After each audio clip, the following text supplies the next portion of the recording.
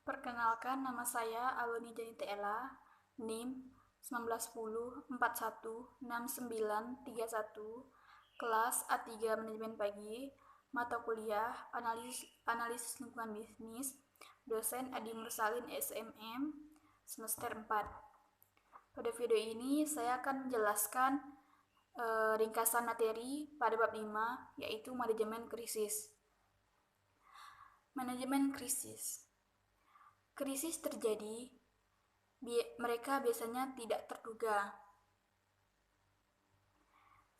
Seiring meningkat dengan cepat dan sering ditandai oleh ketidakpastian tentang penyebabnya dan kemungkinan perkembangannya.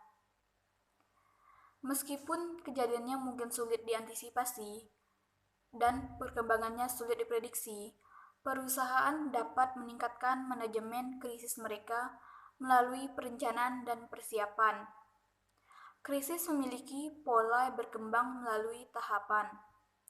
Beberapa krisis diidentifikasi di dalam perusahaan, tetapi banyak yang diidentifikasi di luar perusahaan oleh konsumen, mitra bisnis, atau pemerintah. Krisis bisa meningkat dengan cepat, terutama ketika media meliput perkembangannya. Bagaimana suatu krisis berkembang tergantung pada intervensi, tidak hanya dari perusahaan, tapi seringkali juga dari pemerintah. Dalam kasus yang melibatkan keselamatan dan kesehatan, bencana alam, atau kerusakan lingkungan, instansi pemerintah memiliki keahlian dan dapat menjadi sumber informasi dan tindakan yang penting. Pemerintah biasanya dapat memobilisasi sumber daya yang menyebarkan di tempat yang dibutuhkan. Perusahaan dan lembaga pemerintah sering bekerja sama dalam menyelesaikan krisis.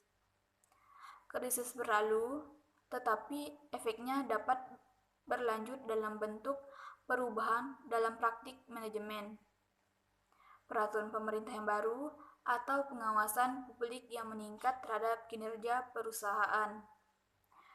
Manajemen krisis dimaksudkan untuk mengantisipasi kemungkinan terjadinya krisis dan bersiap untuk merespons secara efektif jika ada yang berkembang.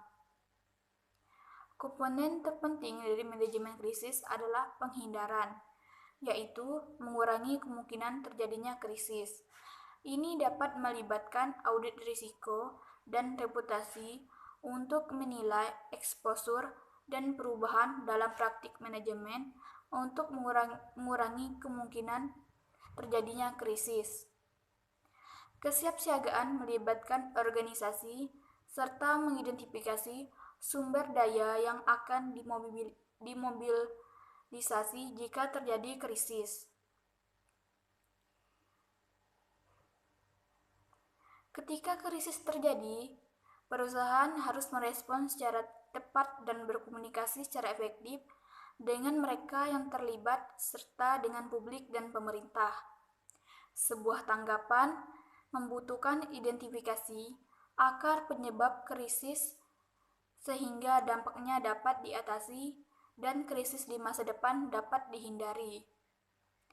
Sebuah tanggapan juga membutuhkan tindakan untuk memberikan pertolongan kepada mereka yang terkena dampak dan langkah-langkah untuk memastikan bahwa lebih banyak yang tidak terpengaruh.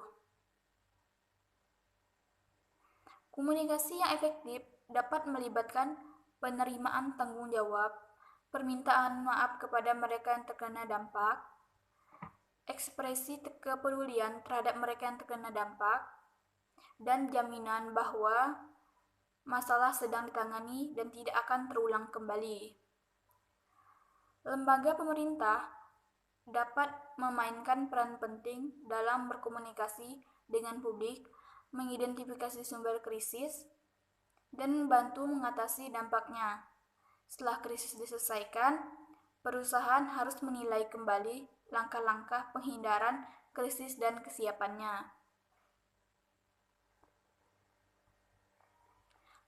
Selanjutnya, pola dari perkembangan krisis.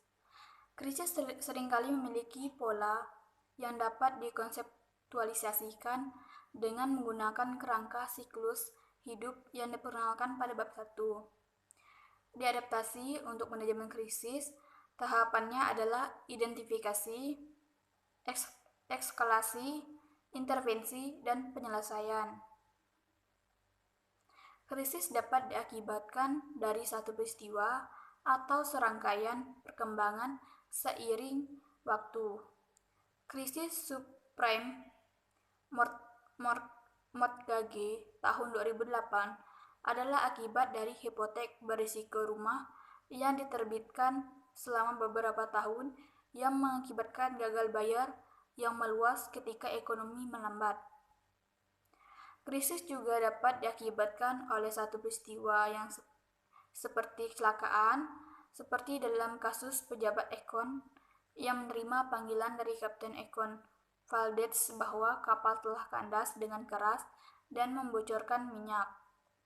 Beberapa krisis terungkap langsung ke publik, sedangkan yang lain diidentifikasi dari dalam perusahaan.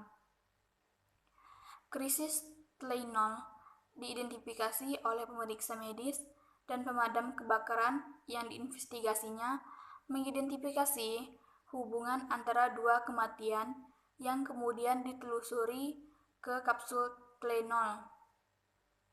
Krisis di Societe Generale teridentifikasi secara internal dan menjadi publik ketika perusahaan memberitahu pejabat penegak hukum dan regulator tentang temuannya.